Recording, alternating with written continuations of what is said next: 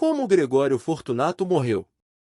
Gregório Fortunato, também conhecido como Anjo Negro, foi uma figura notável na história política do Brasil. Ele ficou conhecido como o chefe da guarda pessoal do presidente brasileiro Getúlio Vargas, e por estar envolvido em um dos momentos mais decisivos da vida política de Vargas. Gregório Fortunato nasceu em 24 de janeiro de 1900, na cidade de São Borja, no Rio Grande do Sul. Ele era filho de Damião Fortunato e Ana de Bairro Fortunato, ex-escravos alforriados. O casal teve 6 filhos. Desde cedo, Fortunato trabalhou como peão de gado nas fazendas da região, onde se destacava pela sua força física e habilidade com os animais. Como um jovem negro, numa época onde o preconceito racial e social ainda era algo muito forte na sociedade, ele precisou desde muito novo aprender a se defender e a não se intimidar. Em 1932, sua vida começou a mudar, quando participou da Revolução Constitucionalista, como soldado do 14º Corpo Auxiliar de São Borja, unidade comandada pelo coronel Benjamin Vargas, irmão do presidente Getúlio Vargas. Foi nessa ocasião que Gregório conheceu Getúlio e se tornou seu admirador e protetor. Após o fracasso do golpe integralista de 1938, Getúlio Vargas começou a se cercar de pessoas fortes e leais que não medissem esforços em prol de seus interesses. Benjamin Vargas, irmão de Getúlio, ficou responsável em recrutar 20 homens de confiança em sua cidade natal, que tivessem esse perfil. Gregório foi um deles e logo começou a ganhar destaque entre os outros seguranças. Ele ficou conhecido como Anjo Negro, devido à sua pele negra e ao seu porte imponente. Ele jurou lealdade a Vargas e prometeu defendê-lo até a morte se necessário. Em 1945, Fortunato alcança o cargo de chefe da guarda, porém sua chefia não durou muito tempo, já que Vargas acabou sendo destituído do cargo em 29 de outubro de 1945, dando fim ao Estado Novo.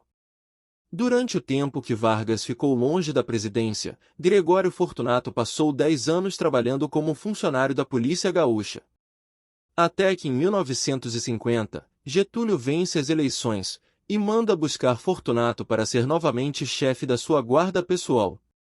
A nova presidência de Vargas sofreu forte oposição de seus adversários políticos, principalmente vindos da União Democrática Nacional, encabeçada pelo jornalista Carlos Lacerda, que fazia constantes denúncias de corrupção contra o governo.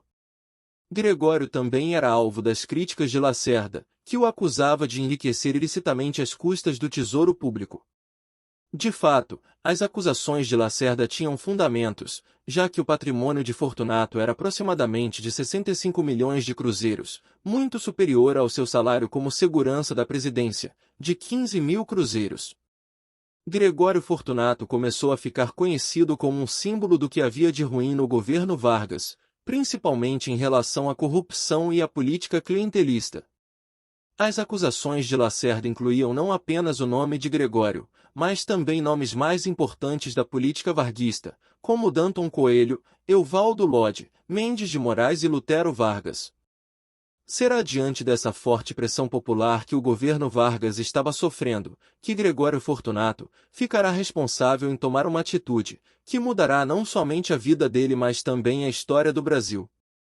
Foi requisitado a Gregório que ficasse a cargo de ser o intermediador entre o grupo varguista e os responsáveis em investigar a vida de Carlos Lacerda e posteriormente cometer o atentado.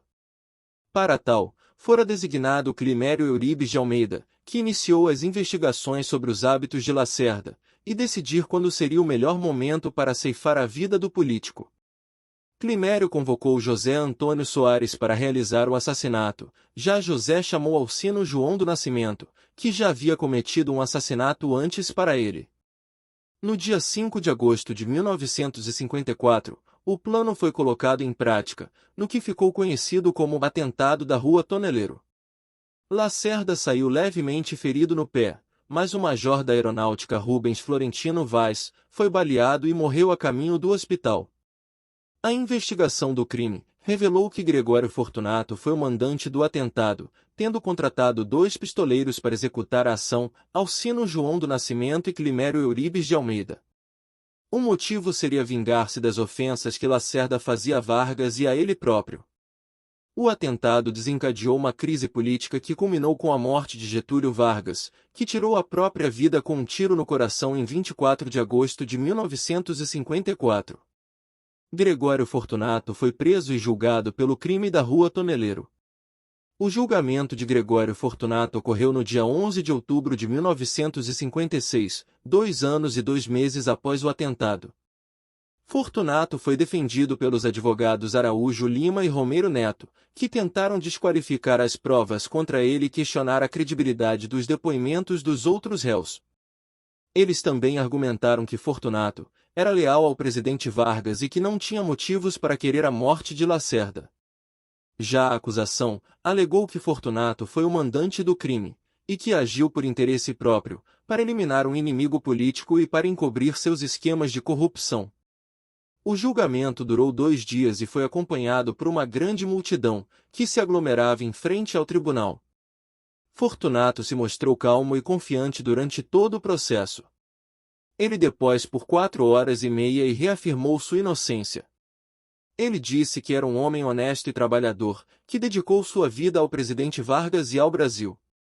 Ele também disse que era vítima de uma conspiração política e que sofria preconceito por ser negro. Após o fim do julgamento, o júri se reuniu para deliberar sobre o veredito. Após 2 horas e meia de discussão, eles voltaram ao plenário e anunciaram sua decisão.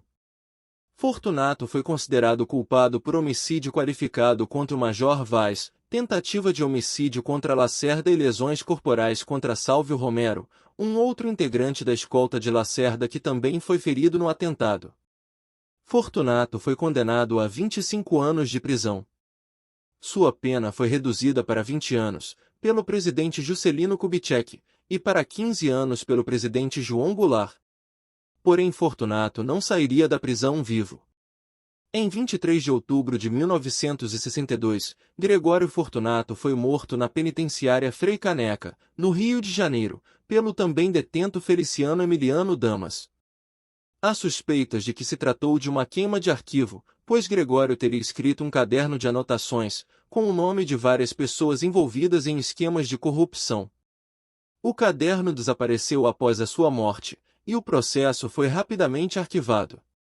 Gregório Fortunato morreu em 23 de outubro de 1962, vítima de assassinato por outro detento. Ele estava com 62 anos. Gregório Fortunato faleceu deixando para trás uma história complexa e controversa. Sua lealdade a Getúlio Vargas o tornou uma figura central em um dos períodos mais turbulentos da história política brasileira, mas também levantou questões sobre os limites do poder e a moralidade na política. E foi assim que Gregório Fortunato morreu. Se você gostou, deixe seu comentário e inscreva-se no canal. Até o próximo vídeo.